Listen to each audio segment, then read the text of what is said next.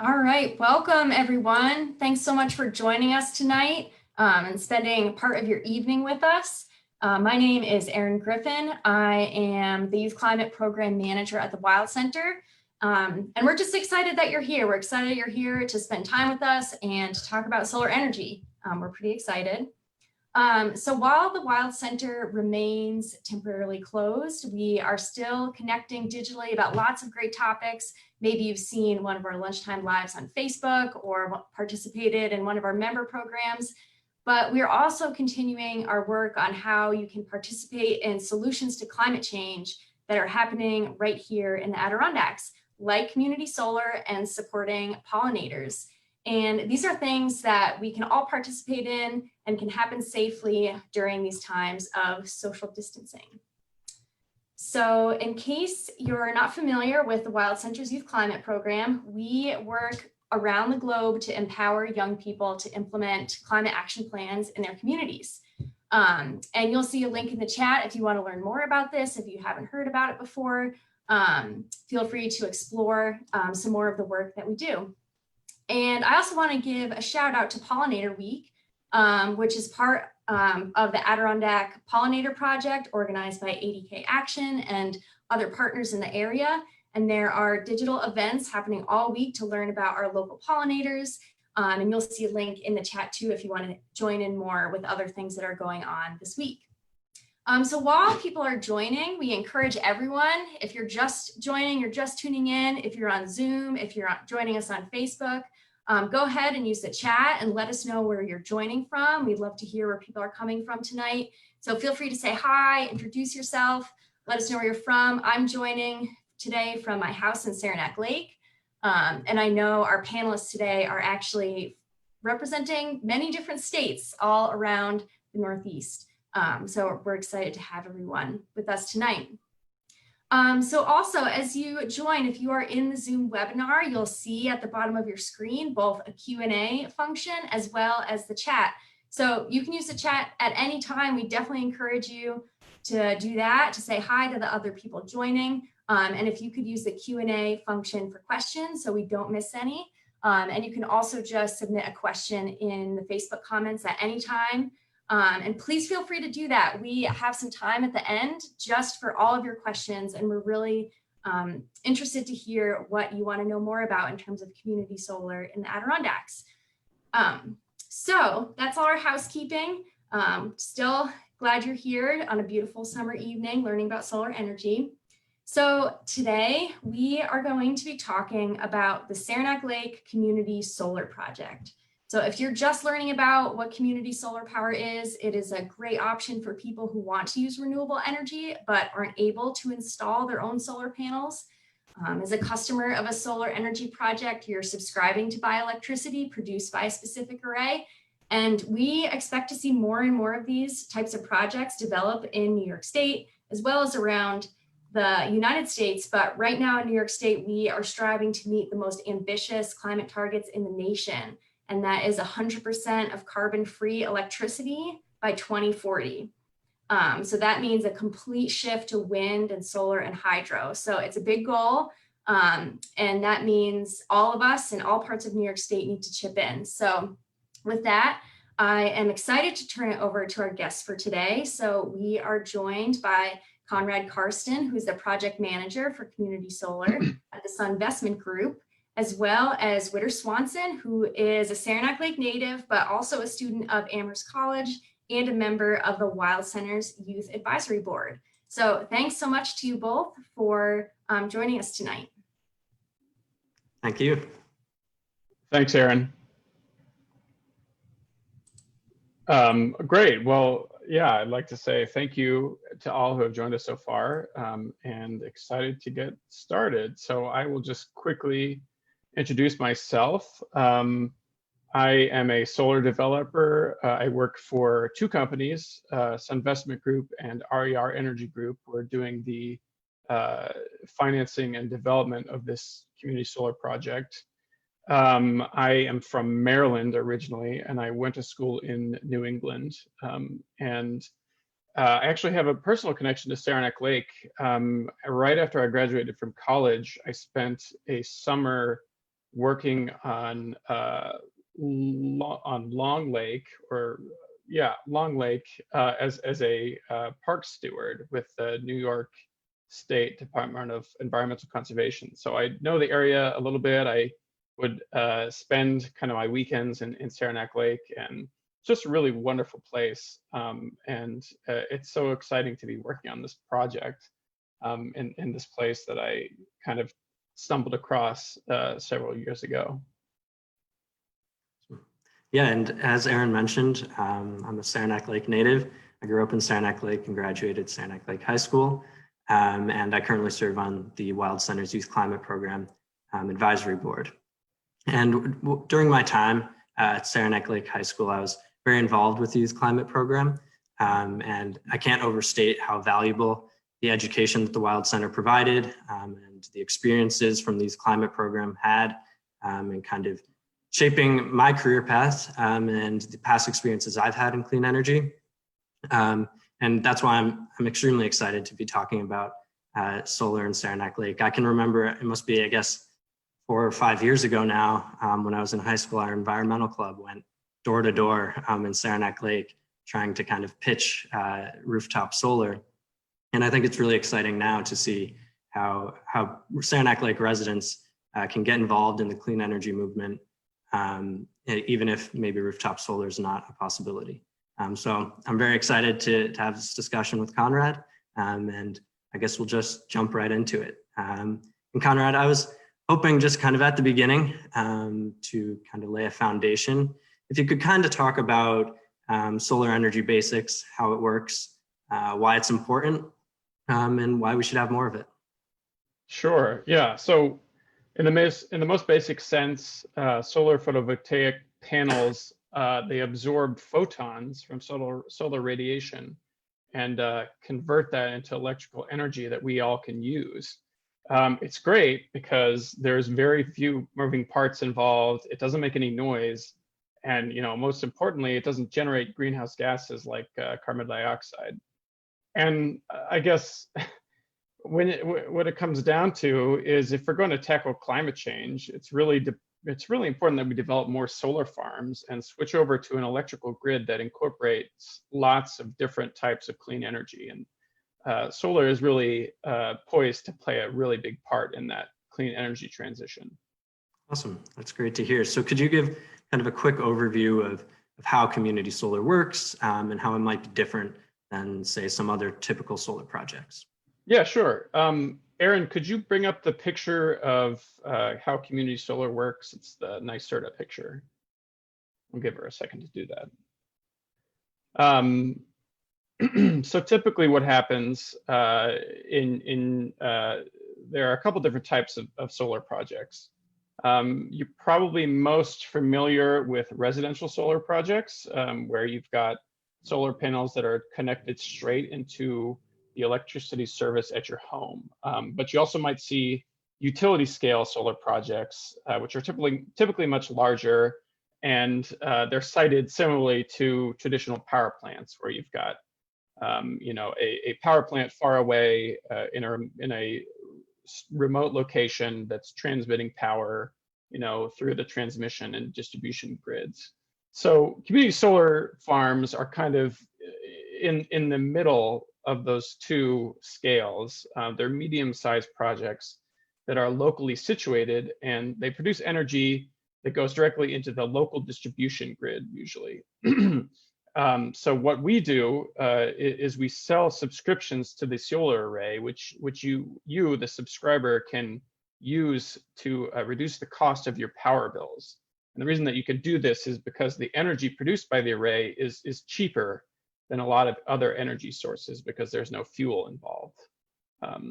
You'll still have access to reliable energy from your utility. You're still going to remain a national grid customer, but your power use will be offset by the clean energy generated by the array. In terms of New York State specifically, New York has really ambitious clean energy targets, which Aaron mentioned at the top of the event. The state is really trying hard to be a leader in clean energy.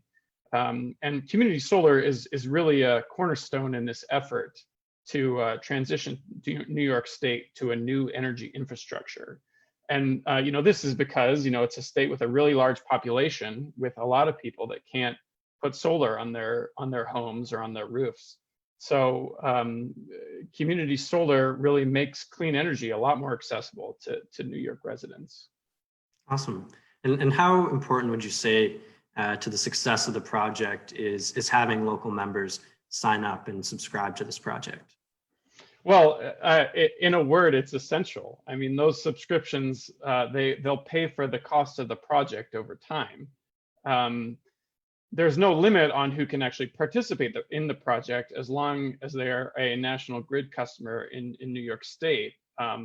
Our vision for the project, however, is it's really a local solar project for locals. So we're trying very hard to make sure that as many subscribers as possible come from the Adirondacks. We're hoping to get 100% participation from locals. So please tell all your friends and family about this project. Yeah, and is it an easy process to sign up? Does it take a lot of forms, documents, that sort of thing? No. It's very easy, and this is something that we kind of designed intentionally. All you do is you go to the project website, which is saranaclakesolar.com, and then you go through the online sign-up process. It takes about 10 minutes. You may want to have your utility bill handy. That's so you can estimate your annual energy usage.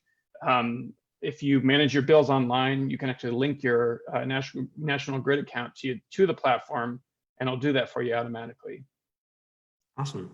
And could you walk through, in case any of our viewers are interested, what happens after someone signs up? Sure. Well, yeah. So I will say nothing will happen right now because we're still building the project. But once it's finished, you'll start to see energy credits on your monthly utility bill. And then we'll ask you to pay 90% of that value. We're asking people to join for at least a year. But you can cancel anytime, as long as you give us 2 weeks notice so that we can replace you. Just more on the logistics of how many slots are there available for people to sign up?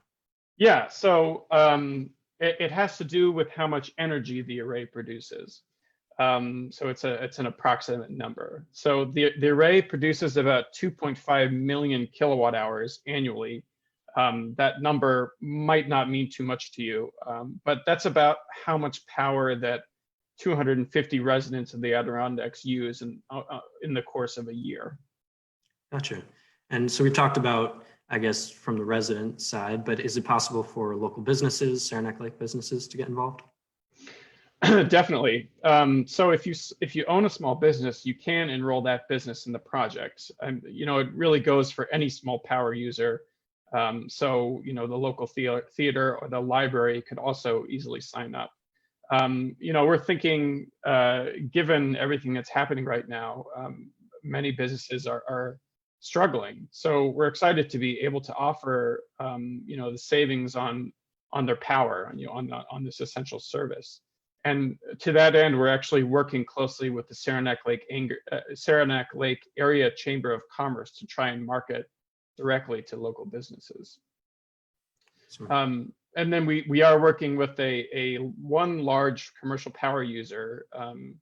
It's a large local employer in the community, which is ongoing. Gotcha. And sometimes it can be difficult to understand, I guess, how electricity works or the grid. So I was wondering if you could talk through what exactly happens in a community solar project. What happens to the electricity that's produced? Sure. Yeah. So it's important to note that because of the physics of electricity, you won't be using the exact same electrons that are produced by the solar farm, as it's absorbing solar radiation and producing energy. That power it'll flow into the local electricity grid, where it will be used locally. So a way to think about it is those 2.5 million kilowatt hours of solar energy annually, that represents a really big chunk of power that won't be coming from carbon-rich power plants that use coal or natural gas as a fuel source. So when you sign up, you're really helping to reduce your carbon footprint and the carbon footprint of the community as well. So, people are often interested on the impact of development in the Adirondacks. So I was wondering if you could also talk a bit about the size and impact of the solar project. Sure. Yeah, so the project itself will be located north of Saranac Lake. You'll actually drive right by it if you take Route 86 and north on your way out of town. For locals, it's right across from Tissot's. The project site is about 10 acres total. Awesome. And did you face any issues in the permitting process? Or I wonder if you could speak a little bit to how permitting in the Adirondacks might be a little different than maybe projects elsewhere. Sure. So one of the most difficult things about developing solar projects is permitting.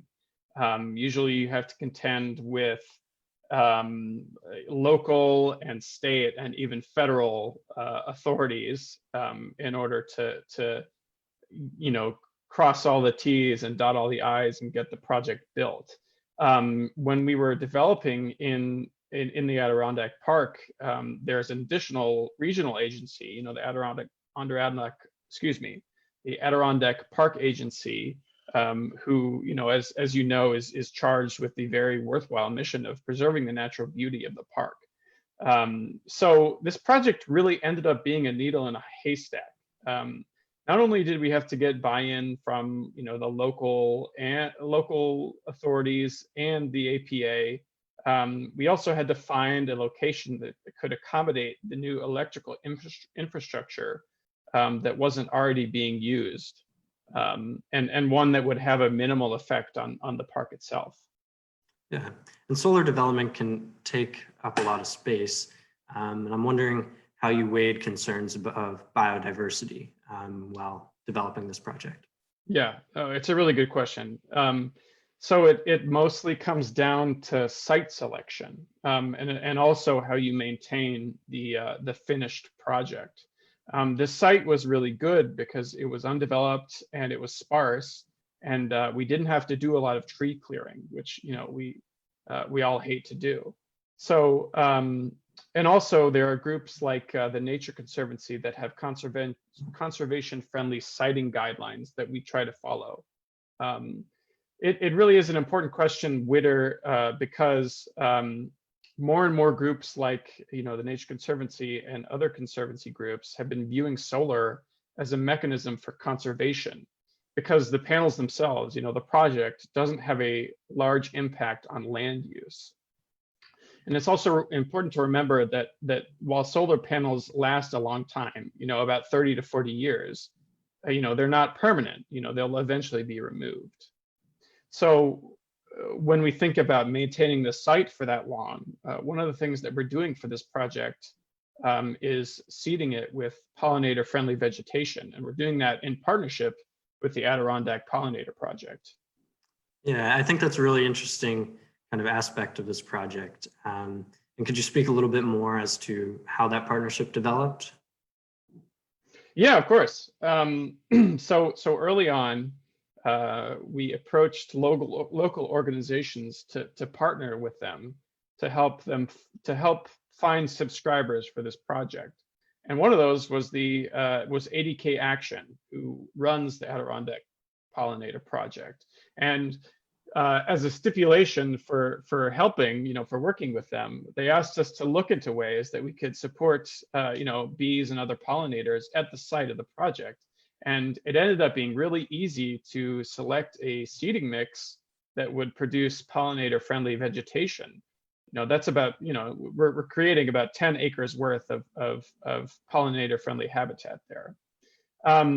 We're really excited about this because it demonstrates that solar farms can play multiple roles in a community. In this case, the farm is also providing conservation efforts. I mean, my limited understanding is that lots of pollinator habitats are displaced or destroyed by development, and that pollinators are really important for regional diversity. for this project, or in the case of this project, we're sheltering pollinators instead of displacing them. And given how easy that is to do, we were hoping that other companies will follow our example. If you're interested in learning more about this, I would definitely suggest that you check out 80K Action and their Adirondack pollinator project. They can speak to it much better than I can. And I know we'll have audience questions later, but I also wanted to give you the opportunity to talk a little bit about the impact that these projects, community solar projects, have on the broader energy mix and how we get our energy in this country. Yeah, of course. And this is one of my favorite topics, so I'm happy to talk about it. So Aaron, could you bring up the picture of distributed versus centralized energy generation? Give her a second to do that. So if you think about it, the way that we get our energy hasn't really changed over the past 100 years. Traditionally, we have power plants that produce energy, out of sight, out of mind, and distribution networks that send it into local electrical grids. We don't really know what sort of technology they use or how much carbon they pump into the atmosphere. We pay a utility company for our power, and that's that. So projects like this, community solar, kind of upends that entirely. Here you have a mini power plant that's situated locally, and it's mostly locally owned. You manage your account virtually. You can opt in and out of participation at will, and it's producing power locally, which is green. It really signifies a different way for us to get our energy, a way that's increasingly common, that's called distributed energy generation. It's great that it's safe and quiet and low emission, but honestly, one of the greatest things about it is that it's cheaper than the old way of doing things. So it really shows the benefits of clean energy at the grassroots level, which is a really exciting thing.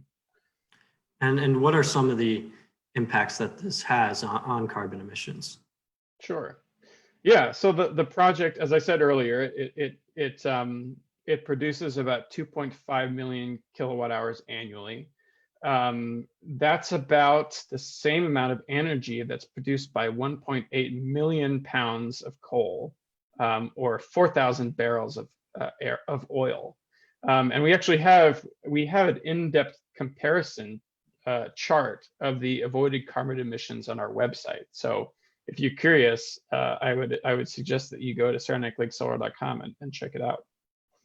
And to kind of finally sum it all up before we get to audience questions, I want to give you the opportunity to give, I guess, a 30-second elevator pitch as to some of the viewers here should sign up and subscribe to this community solar project.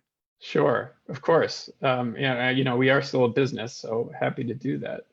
My pitch would be, when you sign up for Saranac Lake Community Solar, you gain access to renewable energy and you save money on an essential cost. Signing up takes about 10 minutes and it's completely free to enroll. So, go to saranaclakesolar.com now to learn more and to sign up. Awesome. I think we now turn to Aaron for any questions that the viewers might have. Thanks to you both. That was great and covered a lot of territory. And it's really interesting to hear just how this project intersects with a lot of different parts of our community, from the pollinator project to just the addition of renewable energy in our area. So thanks for sharing. Our questions from the audience are pretty sparse, so I definitely encourage you to, if you are listening in on Facebook, feel free to type a question in the comments. If you're listening in on Zoom, go ahead and type something in Q&A. So it looks like we have a couple of questions on Facebook. So let's see. So this is from Jen. I'm curious about the prevalence of community solar projects in the Adirondacks and in New York State as a whole, and how does this compare to trends for other types of energy such as coal? Sure. that's a great question, and Witter, maybe this is something you can help me out with. But in regards to community solar in New York, there's a lot of community solar development in New York. You know, many megawatts worth. That being said, when this project, Saranac Lake Community Solar, is finished, it will be the first community solar project in the Adirondacks themselves. So something that we're very proud of, and that we hope that the community is very proud of as well. And then the second half of that question, I believe, was about the kind of relevance of that in terms of where we would get our energy kind of going forward. And it's a complicated question with a complicated answer, and I'll do my best. And Witter, feel free to chime in. But the great thing about solar energy over the last decade is that prices have really fallen dramatically, and we're continuing to see them fall. And ultimately, what I'm hopeful will happen is that solar will start to undercut, you know, not only coal, which is what's happening now, but also generating technologies like natural gas as well. So you'll really have kind of an uptick in development of solar projects because they're cheaper. You know, not only because they're better, but because they're cheaper. And that's really how you drive kind of the large scale change that you need to see in order to really combat climate change. I think to the second point of Jen's question about prevalence in the Adirondacks and what that could mean, I think what a great thing about this particular project is that it's well suited for the area that it's in. You know, there are examples in other areas of absolutely massive projects that may be better suited for the area in which they're in. But I think this type of model of community solar, where there's participation from local conservation organizations, is really a great model for the Adirondacks and for our population size. Thanks, that was great.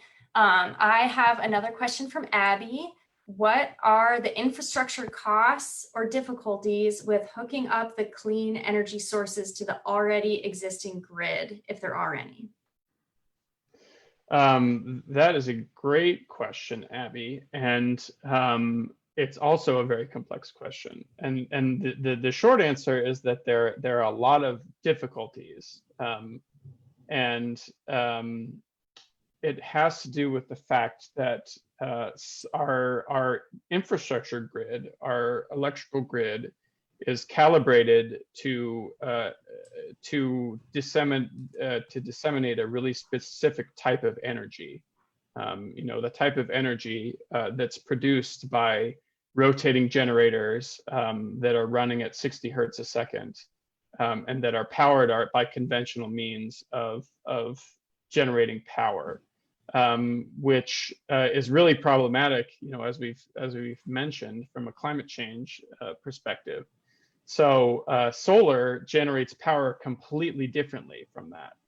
And it generates power intermittently. So, you know, it's only generating power when the sun is shining, really. So the challenge in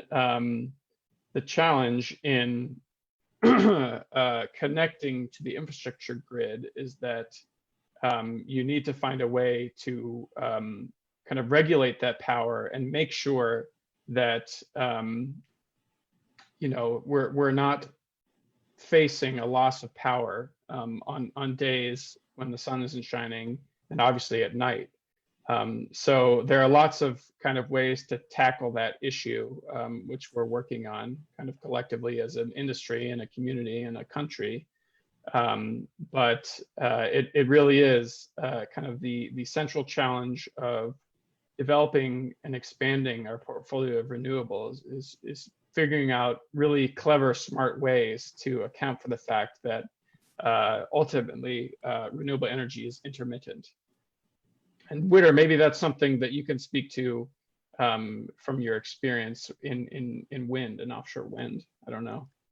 Yeah, a little bit. I think And that's kind of what I was trying to get at in terms of uniquely suited for the Adirondacks, but there are other renewable technologies that may be less intermittent, and that's kind of one of the expansions of on the East Coast to offshore wind is kind of a goal there, is that you might have a more consistent energy source in that energy creation. But it's definitely a challenge faced globally, not just here in the United States, but figuring out ways both how to store that intermittent energy and also to increasingly make it financially viable, which it has in many different renewable energy technologies to increase, increase its prevalence in the grid. Thanks to you both. And we actually have a lot of questions coming in from the audience now. So Great. Thanks to everyone who's sending in your questions. So next we have a question from Harry. Thanks for joining today, Harry. So he is asking if you could please explain how a community solar project interfaces with building integrated PV on local rooftops. Yeah, and this may be a disappointing answer, Harry, because there's really there is no physical reason that the two aren't compatible. That being said, many utilities in the state take the position that you cannot enter into a solar net metering agreement with more than one per consumer. So unfortunately, if you have rooftop solar, you're unable to participate in community solar. It kind of gets back to the kind of central concept of community solar, which is for the many people who can't put rooftop solar on their businesses or abodes. This is really a product and a concept for them.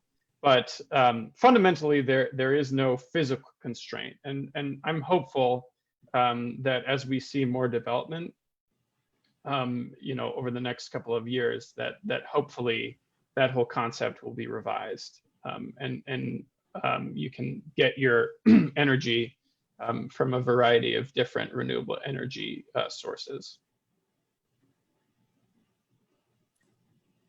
Great.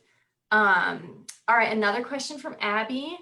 So when thinking about the environmental costs of solar farm development, have you considered the end of life and decommissioning of the PV cells in 20 to 30 years? Sure, and that's an interesting question because it's really more, at least from the consideration of a solar developer, it's really more of a financial consideration.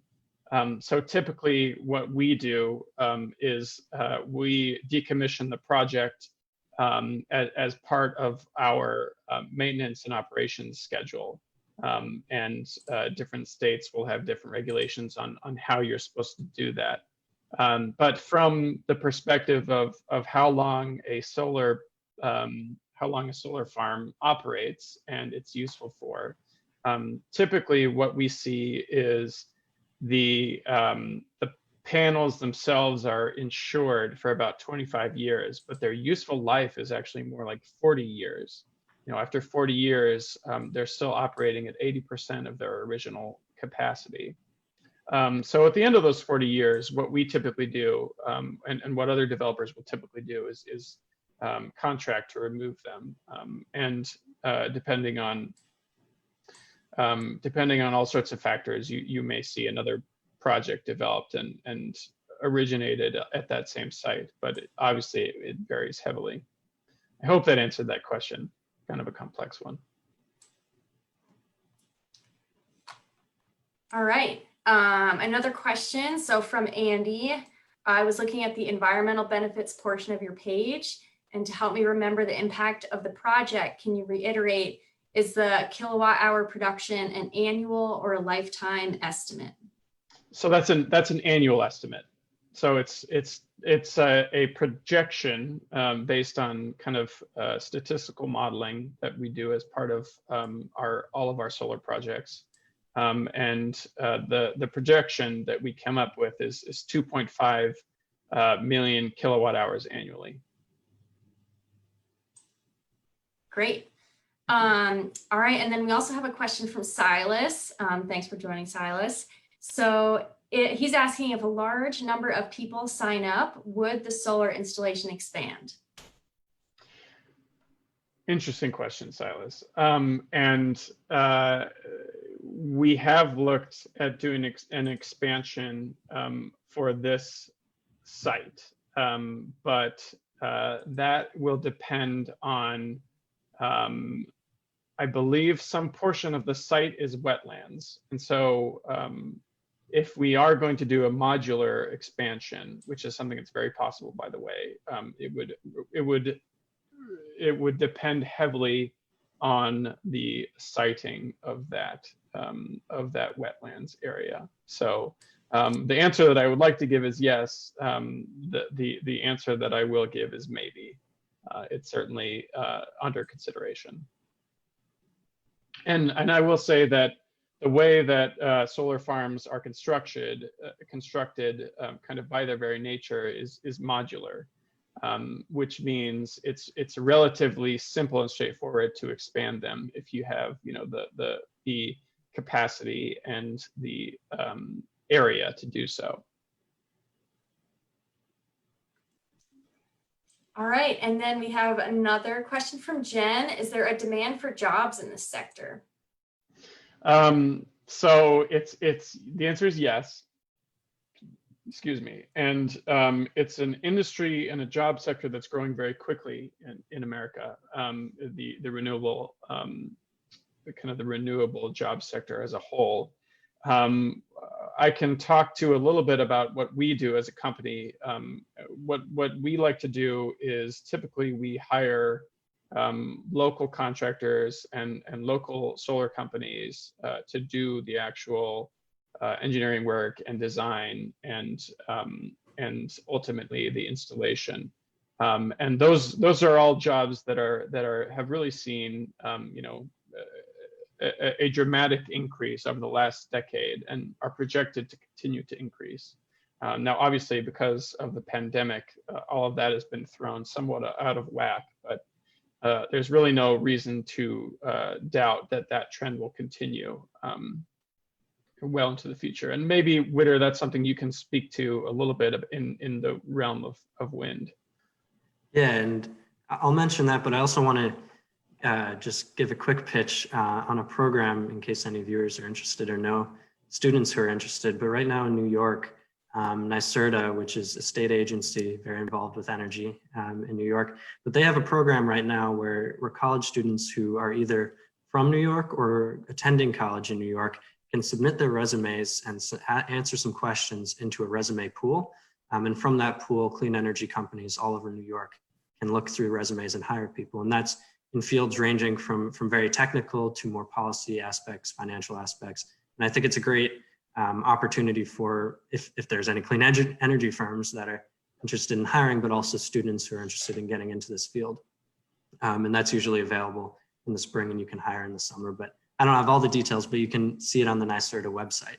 And in terms of wind, yeah, I think it's clear. So right now I'm working with an affiliate of an offshore wind company. And a big selling point is that as these projects get off the ground, you need to develop supply chains in the United States and manufacturing in the United States to make a lot of these projects financeable and possible in the future. And so that's a huge opportunity right now, and a lot of different states are vying to have those supply chains in their states. And so, yeah, it's a great opportunity, and it's continuing to grow. Witter, and I think it would be great too if you wanted to share a little bit about, I mean, you're in college, you're deciding to make a career out of renewable energy, and did any of the availability of jobs in the sector, like how did that impact your decision to think about this as a career?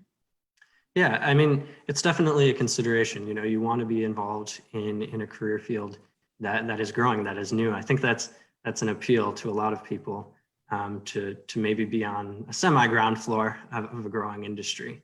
And so that's definitely an appeal. And I would say that for me, and for a lot of people who are involved with the Youth Climate Program, I'm by no means an exception. A lot of people who I know who've gone through the Youth Climate Program at the Wild Center have altered their careers in some way, or their educational pursuits towards sustainability, towards combating climate change, towards maybe the clean energy field.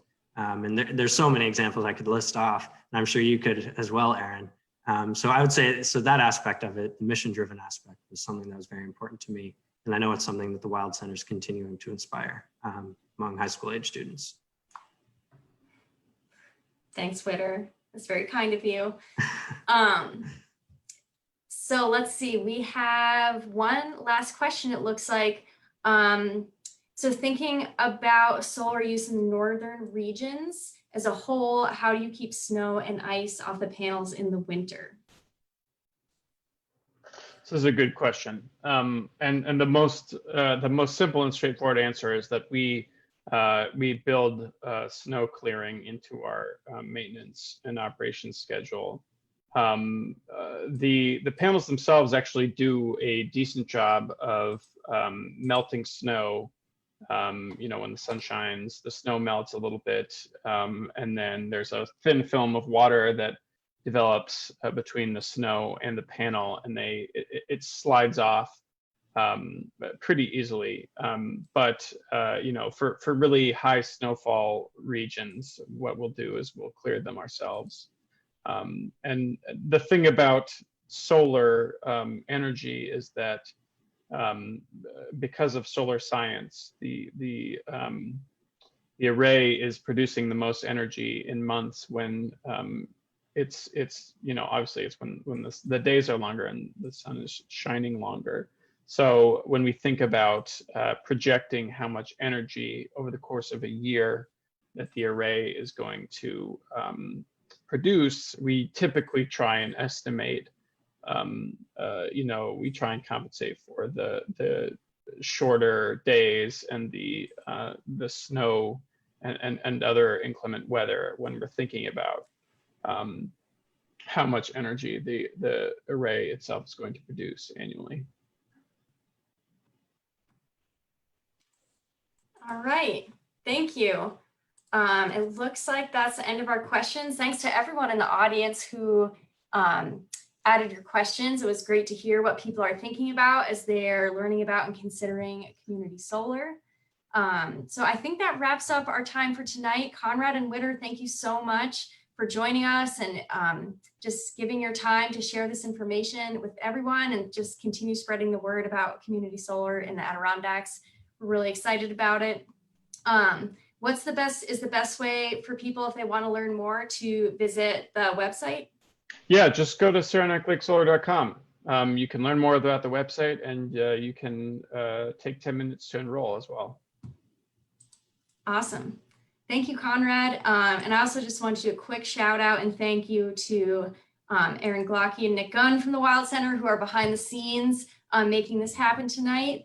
And thanks to everyone who joined us. And if you want to keep in touch with other digital offerings from the Wild Center too, you can always stay in touch with us on Facebook or Instagram or on our website, wildcenter.org. And we are offering multiple digital programs every day. So there's lots more ways to experience the Wild Center from a distance, as well as your backyard and other cool things that are going on in the Adirondacks.